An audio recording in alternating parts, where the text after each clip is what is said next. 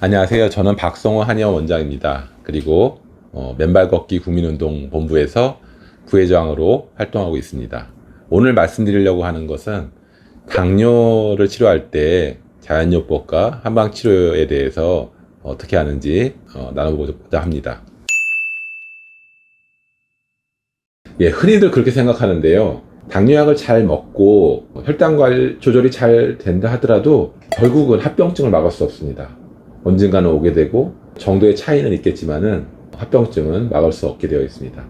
당뇨의 주된 합병증 중 하나가 이제 대혈관 손상에 대한 경우는 중풍 같은 게 있겠고요. 심장 질환도 있겠고 암도 올 수 있고요. 소혈관의 경우는 이제 망막병증 있어서 실명까지 될 수 있고 신부전 이런 것도 올 수 있고 또 사지 말단의 말초신경병증 그 다음에 족부병증 이런 것들이 오셔서 심지어는 이제 다리를 절단해야 되는 경우도 있고요.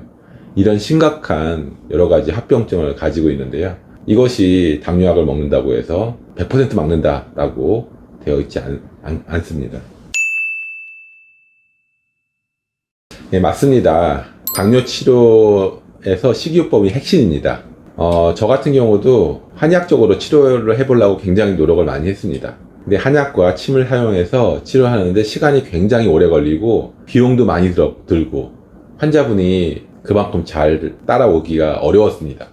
일단은 환자가 치료를 잘 받아야지, 끝까지 받아야지 치료가 되는데 비용과 시간이 많이 들다 보니까 치료를 마치는 경우가 드물었습니다. 예를 들어서 중국 같은 경우에는 국가적으로 이제 어떤 질환에 대해서 명의를 선정을 합니다. 당뇨 국가 명의가 있었는데요. 이분이 연구한 논문이라든지 보고 자료 같은 것들을 보다 보면은 평균적으로 짧은 환자들은 3년, 긴 환자들은 5년. 저 같은 경우도 이런 것에 굉장히 동의를 했고요. 근데 사실은 현실적으로 3년에서 5년 그 비용을 많이 들여가지고 치료한다는 게 쉽지가 않습니다.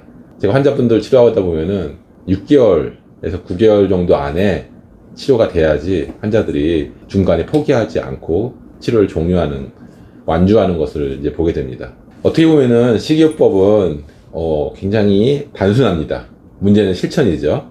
단순하다는 게 어떤 거냐면은 일단 300 음식을 끊어야 됩니다. 흰 밀가루, 흰 설탕, 백미 이거를 끊어야 됩니다. 나쁜 탄수화물을 끊고 좋은 탄수화물을 먹어야 됩니다. 좋은 탄수화물이라는 것은 현미, 통밀과 같은 통곡물이죠.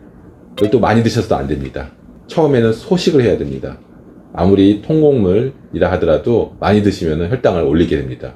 혈당 스파이크라고 해서 당뇨 환자들 같은 경우는 췌장에서 인슐린 조절에 문제가 생겨서 탄수화물을 적절하게 처리하지 못하는 그런 문제가 생깁니다. 그래서 인슐린 스파이크는 갑자기 인슐린이 많이 분비됐다가 적게 분비됐다가 이런 차이가 크게 되는 것인데요. 이러다 보면은 혈관 손상이 심하게 됩니다.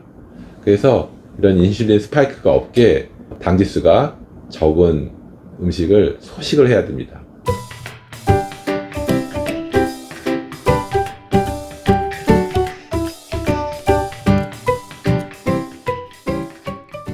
그 다음에 또 중요한 것이 비타민과 미네랄을 대량으로 공급을 해줘야 됩니다. 당뇨 환자들 같은 경우는 특히 비타민, 미네랄이 굉장히 부족한 경우를 보게 되거든요.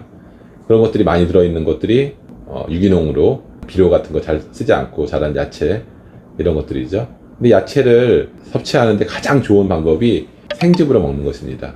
당뇨 환자들 같은 경우에는 그 내장에 그런 기능들도 많이 떨어져 있기 때문에 영양분을 소화하고 흡수할 수 있는 능력도 이제 부족하게 됩니다. 그래서 짧은 시간 안에 효과적으로 비타민과 미네랄을 공급하는 방법은 이제 생즙입니다.